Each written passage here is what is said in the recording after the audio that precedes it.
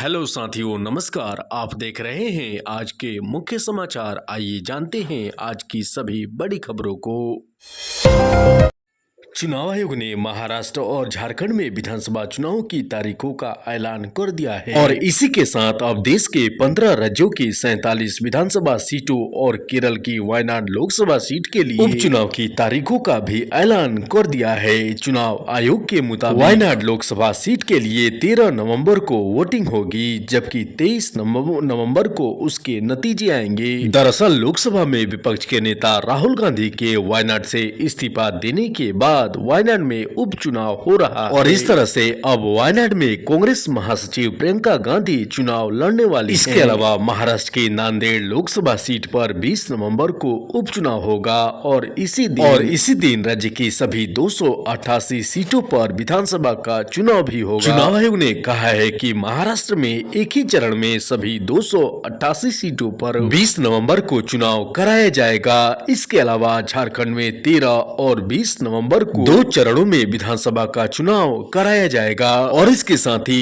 इन दोनों राज्यों में वोटों की काउंटिंग यानी मतगणना 23 नवंबर को की जाएगी। इसके साथ ही 81 सदस्यों वाली झारखंड विधानसभा कार्यकाल 5 जनवरी को समाप्त हो रहा है। भारत और कनाडा के बीच संबंधों में पिछले कुछ समय से लगातार गिरावट देखने को मिल रही है। हालांकि हाल के घटनाक्रम में अब इस रिश्तों में एक नया मोड़ आ चुका है और इस तरह से वर्तमान समय में भारत और कनाडा के संबंध अपने सबसे निचले स्तर पर है और कनाडा ने एक बार फिर से अपने देश में खालिस्तानियों को निशाना बनाने के लिए भारत सरकार पर आरोप लगाए हैं। इसके बाद से दोनों देशों ने एक दूसरे के राजनयिकों को निकालने का आदेश दिया है।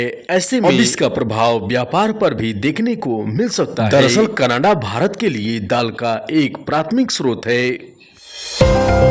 चुनाव आयोग ने महाराष्ट्र और झारखंड के साथ साथ कई अलग अलग राज्यों में होने वाले उपचुनाव का भी ऐलान कर दिया है और इसी के तहत अब केरल के वायनाड लोकसभा सीट के लिए भी उपचुनाव होने वाला है। चुनाव आयोग के द्वारा वायनाड लोकसभा सीट पर उपचुनाव की घोषणा होने के साथ कांग्रेस ने आधिकारिक रूप से अब प्रियंका गांधी को उम्मीदवार घोषित कर दिया है। कांग्रेस अध्यक्ष मल्लिकार्जुन खड़गे ने केरल से लोकसभा और विधानसभा में उपचुनाव के लिए सदस्यों को पार्टी के उम्मीदवार के रूप में नामित करने के प्रस्ताव को मंजूरी दी है और जिसके तहत केरल की वायनाड लोकसभा सीट से कांग्रेस महासचिव प्रियंका गांधी को उम्मीदवार घोषित किया गया है। दरअसल केरल की वायनाड लोकसभा सीट और अलग अलग राज्यों की 47 विधानसभा सीटों के लिए 13 नवंबर को उपचुनाव कराया जाएगा। वहीं इसके अलावा इन सभी के नतीजे 23 नवंबर को आएंगे।